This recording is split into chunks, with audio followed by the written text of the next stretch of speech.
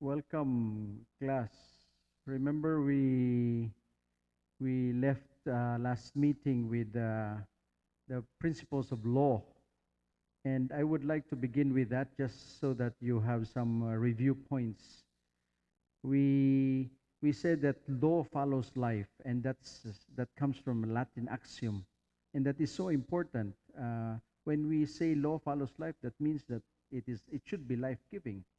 And as I mentioned, the moment a particular law no longer gives life to a community, it's time to change that. And when we say law follows life, there has to be a connection between what I said, word and deed, between intent and action, because that is really what it is.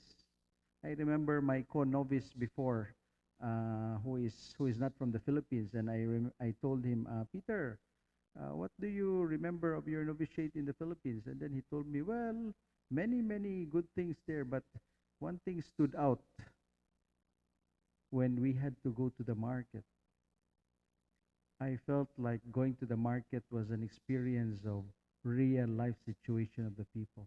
And that means to say, going to the market for him was knowing the price of goods, knowing what people buy or how much people would spend.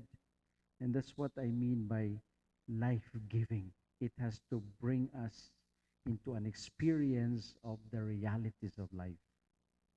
And if that is how we have to see law, then it proceeds to the next principle, which is like law is dynamic. That means dynamic. It is not static. Um, Dynamic, that means it can change, as what I told you. When we realize that this particular law no longer responds to specific needs of people, again, as I told you, time to change that. There's one nice example when you talk of the principle that law is dynamic. You're so familiar with traffic lights, and I like to dwell with that. We've been told only that this is what traffic lights are about: red, yellow, green, and red. The trucks or the vehicles stop and pedestrians cross, and yellow, everybody's warned, time to stop for the pedestrians, and the vehicles are alerted because now they can go because green light follows after yellow, and so on. But when you go to traffic lights now, especially in more advanced cities, even here in Manila, what do you see? You see numbers, and interesting. That means you're alerted by numbers. So you see how traffic rules have also changed. And when you go to more advanced cities, as I said, when you are right waiting for your turn to cross, you see as well numbers. That means you are warned that in 20 counts, in 20 seconds, you're supposed to cross the street. But you stand in the traffic light of Singapore, you don't only see the lights, you hear the countdown: 20, 19, 18. And so a blind man can also cross the street, or a blind woman can also cross the street. And if you're a blind person, if you hear the countdown up to 7, you may not reach the other side of the road, so don't cross.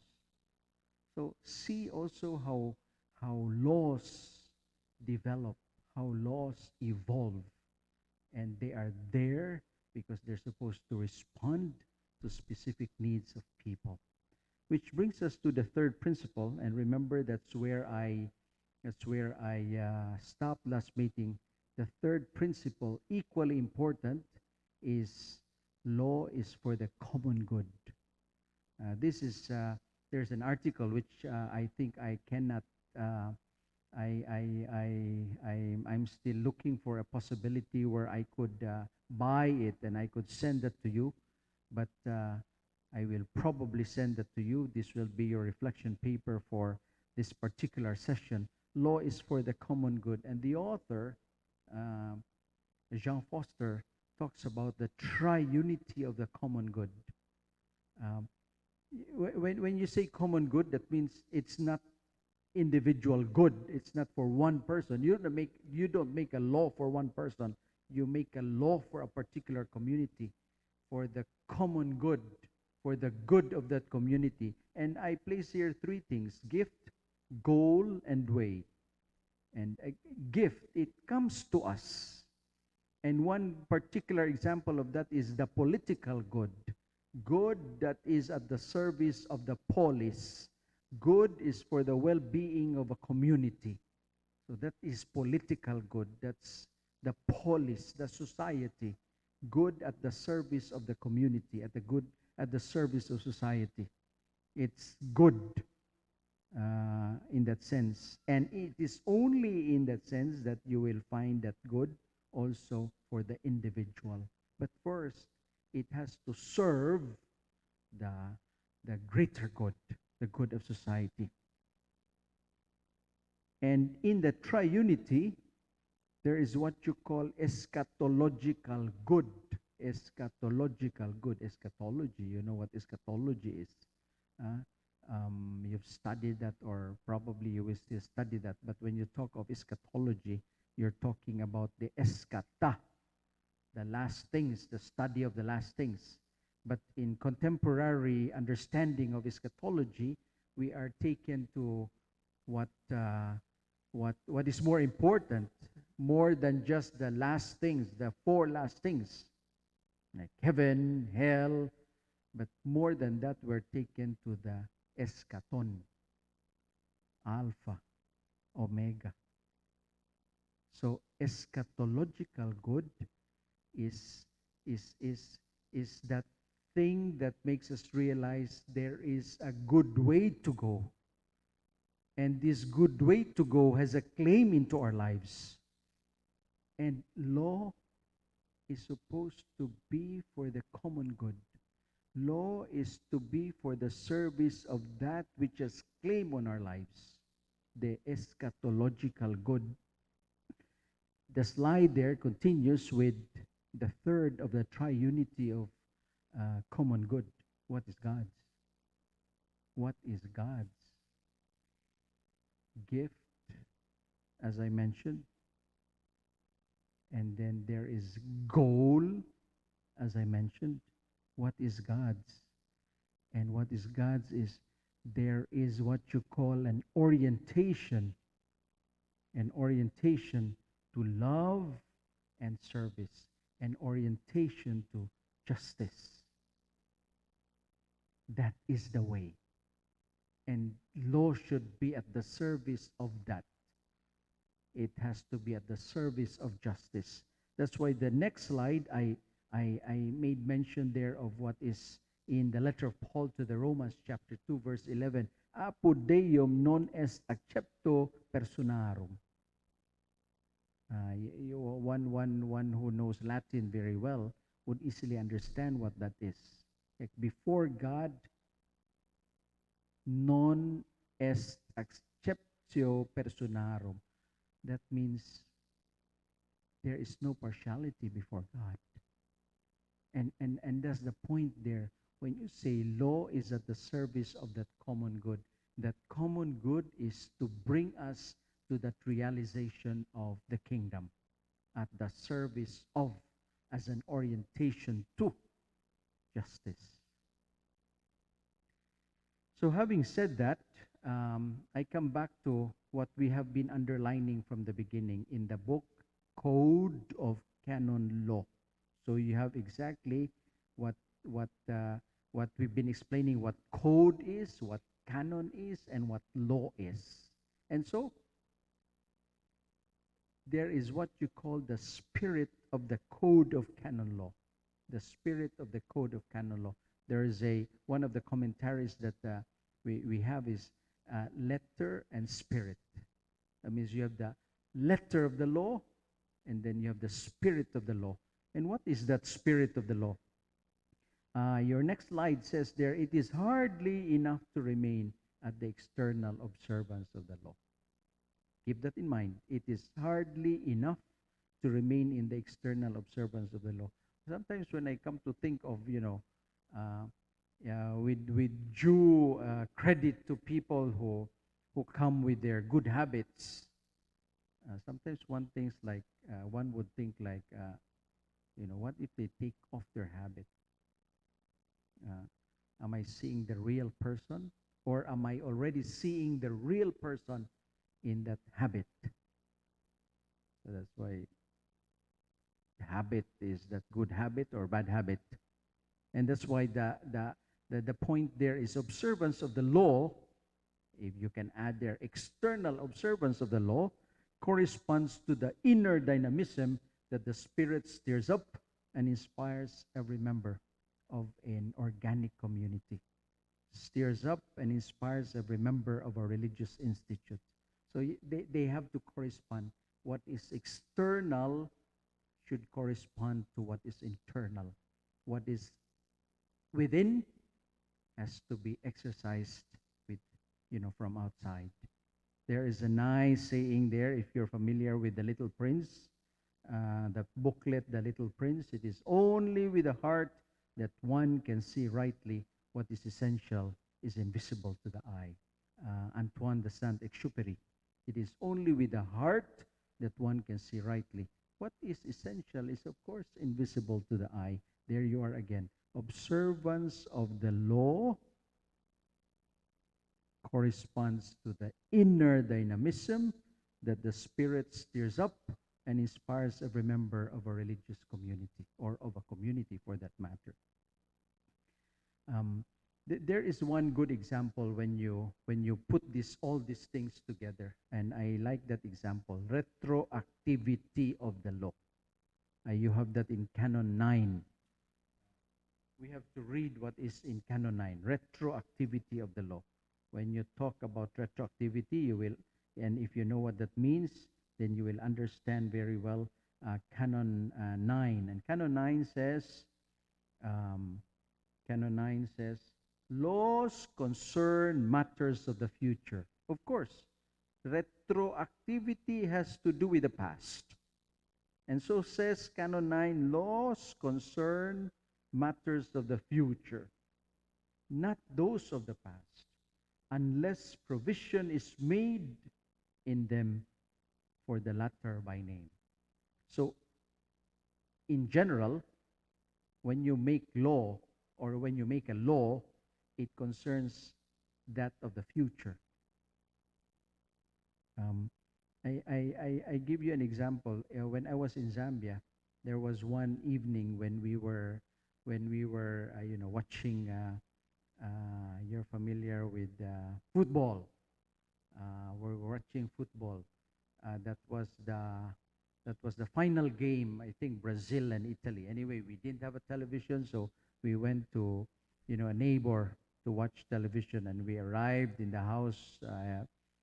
Maybe almost past midnight with all the stories after the game, and we were two of us, Father William and I. We were in deep sleep, and this will be quite a long story. And in the middle of the wee hours of the morning, I was about to go to the bathroom, and all of a sudden there was like a commotion. I was hearing a commotion. And normally when you hear something like that in Zambia, you're alerted. Is that a thief coming? Are there burglars who have entered the house? So I waited a bit, and I forgot that I was going to the toilet. I was planning to go to the toilet. And so the first thing I did was I took the phone, and there was no more dial tone. So there were burglars in the house. In a few seconds, I was like drawing part of my curtain, and I saw two men. They were jumping out of our fence. Our fence was a lousy one. It's chicken wire. So they just jumped into the fence. I saw two of them with suitcases, and I don't know. Anyway, they were heavily loaded. And immediately I went out of my room. And it was like parallel to my room was the door of Father William. And I saw him naked. And I told him, Wim, you stand up. You dress up. And he said, no, you go back to your room, go back to your room. I said, they have gone, they've left. And then he was a very calm person. So I immediately told him, tell me what happened. He said, well, two men came into woke me up, and they pointed knives into my neck, and they said, give us dollars. And I could not tell them where the dollars are. What I know is there's money inside the drawer. So they didn't know that, now you look, they have left those, we have this English pounds, German marks, a few of these bills, and probably they didn't know what that is, so they left them behind. They brought the whole collection, the whole collection that was of Zambian money. And they took his watch and everything. Anyway, make the long story short, uh, we went to the police station, and then the police just told us, go back to the convent, and we will see you at 7 to report. My God, that was like unbelievable story. At 7 o'clock, indeed, the policeman came, and they said they caught one, and so there was a case against this boy. He was a young boy, and I remember that on the first hearing in court, there was immediately a sentence like, this boy is going to be imprisoned, and 2 weeks. Now I use that as an example because it's to me like a small theft, you know. So that's why the mother was pleading to our priest and say, "Oh, Father, please, please allow my son to be released." Now I use it as an example because if, for instance, so that particular theft is equivalent to or has a corresponding sentence of 2 weeks. If, for example, a small theft like that, the lawmakers would change its sentence to like 3 days, and say, for example, this boy has already entered the prison, definitely the moment that bill becomes a law, that for a small theft you are only given 3 days in prison, immediately the boy's 2 weeks will be shortened to 3 days. And that's the meaning of retroactivity. That's why I placed there in the slide, law is not retroactive except in penal matters. That means law has always to be in favor of the delinquent. Because you are a delinquent, and the law wants you to change, to be converted. So that's one example of when you look at law as such, where it has to be at the service of the common good, where it has to be dynamic, where it has to be life-giving. That's a good example. Retroactivity. It will have to be to the favor of the delinquent because it wants the delinquent to change. The other point is doubt of law. Down there, Canon 14 says, laws even invalidating or incapacitating do not oblige when there is doubt of law. So there's doubt of law. When there is doubt of law, the law in question does not oblige because the law is doubtful. So how can it oblige us to follow? Because law, as I mentioned there in the slide, when it restricts freedom or imposes obligation, it has to be clear before the recipients. Because their law is to give clear directions for the ordering or reordering of our lives. And if you apply that in the church, of course, for our ecclesial life. In the next slide, I just kind of run through what I call their branches of law. Run through meaning just a basic orientation that there are branches of law. So again, keep that in mind. That was like an orientation into the spirit of the law, the principles of law. Now we go into the branches of law. What you call their 5. I just put them in 5 basic classifications. And the first one is, of course, divine law. There is what you call divine law, and you know that. One good example is, of course, the 10 Commandments. But when you apply divine law as such, it is better understood as natural law and natural, natura. When you talk of natural, natura, when you talk of natura, you're talking about the essence of things. And that's there's a good example there. When you talk actually of marriage, of course you can always talk of marriage in the light of a relationship, but there is something deeper in marriage. The essence of marriage is, of course, love. And you don't get to marry somebody whom you don't love. And that's how human community would understand the essence of marriage.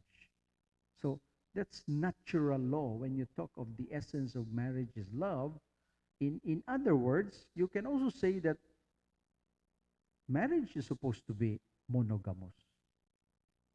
Marriage is supposed to be monogamous. Of course, I don't say that loudly when you are in the context where I was in Zambia, because the culture there is polygamous, like one man with many wives, or polyandrous, like one woman. You haven't seen that, or you haven't probably heard that there is also a polyandrous culture, one woman with many husbands. But looking at the essence of things, marriage, its natura is really to love. You want to live with somebody whom you love. So that's divine law. It's very much influenced by what we call there. It's better understood, rather, when you speak of natural law. And then you have customary laws. Customary laws. Uh, there's a whole kind of title there in our book, title 2, which is custom, and you have canons 23 to 28, but I just single out there canon 27. Custom is the best interpreter of laws. Um, I like very much the example of washing the dishes. I don't know how you wash dishes, but we all come from a certain way of washing dishes. Uh, Up until I entered the seminary, I realized that, because I lived in Tala Leprosarium, and I was living with an old Belgian priest, and I remember that he shouted at me at the first time I was washing dishes with him, and he told me, glasses first. That's what my grandmother told me. I said, what does it mean, glasses first? Because at home, when I help in washing the dishes, whatever is there, plate or spoon or fork or glass, that's what I wash. But of course, when you are more organized, you would classify them as we would do now in the convents. But to this priest, you wash glasses first, because they're going to wipe them, and so you wipe first the less oily utensils. You go to the FMM. You're familiar with the Franciscan Missionaries of Mary. That's very funny, because uh, when you when you go and wash dishes with them, they have this, what I would call a small mop. There is a cloth here and there's a handle, and it's amazing because they wash dishes without even, uh, you know, getting their hands wet, and it's an amazing thing because of this mop, and that was introduced to them by the French. Up until now, they still use that. So that kind of thing, and what is that? That's a practice, and it's passed on, and it's passed on. It's received, and it's seen as good, and so they keep doing it, and then it becomes, without them knowing it, a law. Like yesterday, Monday in MJ is, if you like to enjoy good food, come to MJ community on a Monday. Come to our place on a Monday. What is Monday? Monday for us is a community day. So our communities, two communities in Antipolo, we come together. We have mass and we have aperitif. I mean, after mass, there's some drinks and then good food to share. But how did it all start? Well, it just started something like, well, let's gather on a Monday, and then you keep doing it, and you find it valuable and it's enriching for the community, and all of a sudden you realize that it has become like a norm for the community, and you value it. And norm is law. So, like on a Monday, when you begin to realize, okay, it's Monday, it's part of our schedule. Monday, we commit ourselves to that. So, custom Canon 27 is the best interpreter of laws. And I place there's what you call written customs and non-written customs. Scriptum, non-scriptum, written, scriptum. Because some of these things you write, but some of these things you just passed on, and they keep doing it, and you you enter into what you call customary laws. Third in the classification of laws, of branches of laws, is laws in reference to their subject. You have what I say there, publicum and privatum. Public laws and private laws. Now, you have to be very careful when I use the word public and private. That is actually in reference to what you call the recipients of the law. Let me just get back to my notes here. When I mentioned there that we're looking at what is in reference to the recipient of the law, there's what you call public, and there's what you call private.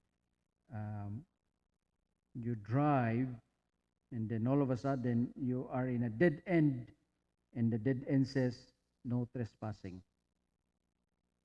There is private land, private ownership. So that's what I mean there, privatum. You go to a park. A park is a public area. So that is laws in reference to their subjects, publicum and privatum. And the fourth in the branches of law is laws in reference to their subjects. Laws in reference to their subjects. You have what you call external forum and internal forum. Now, external forum, that is easy because external, what is there, what is visible. But internal forum, that's another forum. So if you have your canon law book with you, and you read with me one part there where it says, that part of canon law where you are taken into what you call the power of governance. That's title 8. But you look at Canon 129. Canon 130. Of itself, the power of governance is exercised for the external forum. So the power of governance, meaning to say the way we exercise authority in government, that's governance. The power of governance is exercised in the external forum. Of course, it is exercised in the external forum. What is visible, what is made accessible to people, that's external forum. But canon law also underlines what is there. However, or sometimes, however, it is exercised in the internal forum. It is exercised in the internal forum, what you would call the forum of conscience. Okay, the forum of conscience. And I underline that because that has a lot to say when we enter into what we would call the right to privacy, what we would call the seal of confession. And that's why, by way of example, if you go to that part of a spiritual director, there's one canon there, Canon 240, Canon 240, paragraph 2. Yes, very important.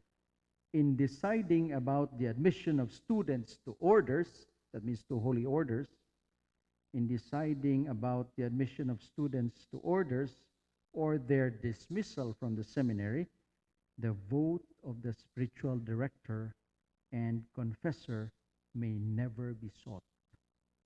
That's the forum, that's internal forum. That's the forum of conscience. You have your spiritual director where you pour out, heart and soul to him, your whole self. So it's practically it's practically he knows you from head to foot. And what else? When it comes to a council voting in favor of admitting you or in favor of dismissing you, and your spiritual director is a member of a council, his vote may not be sought because that's in the realm of internal forum. So you have laws in reference to their subjects, plural, because you're talking of individuals. So external forum and internal forum. And the last in my classification of the branches, or in the branches of law, you have laws in relation to churches at large. So this code of canon law, you see there, canon 1. Canon 1, you have to know what canon 1 is. And canon 1 says there, the code, it says here, we just have to go through the exact words here in canon 1. The canons of this code concern only the Latin Church. The canons of this code concern only the Latin Church. This is what you call the Code of Canon Law for the Latin Church.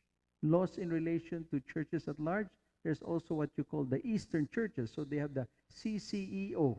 Ours is CIC, Codex Juris Canonici, Code of Canon Law. CIC, Codex Juris Canonici. And you have the CCEO, the Code of Canon Law of Eastern and Oriental Churches. Now, for our, just for the sake of knowing what is there, when you talk of Eastern churches, you're talking of liturgical rites. Now, you know that in your liturgy, you have the Alexandrian rite, where you have the Coptic and the Ethiopian churches. You have the Antiochian rite. You have the Byzantine rite. You have the Chaldean rite. You have the Armenian rite. There's even, I think, one Jesuit superior general who was not of the Latin rite. He was of the Armenian rite. So altogether, we have these 5 branches of laws for our orientation, just for our knowledge, and also apply a few things that are already, stipulated or expressed in our Code of Canon Law. Now, I finished your first set of slides. If you have some questions, of course, you can always come back to them through email. Don't hesitate to email me. Now, I have the second set of slides there, and immediately after the branches of law,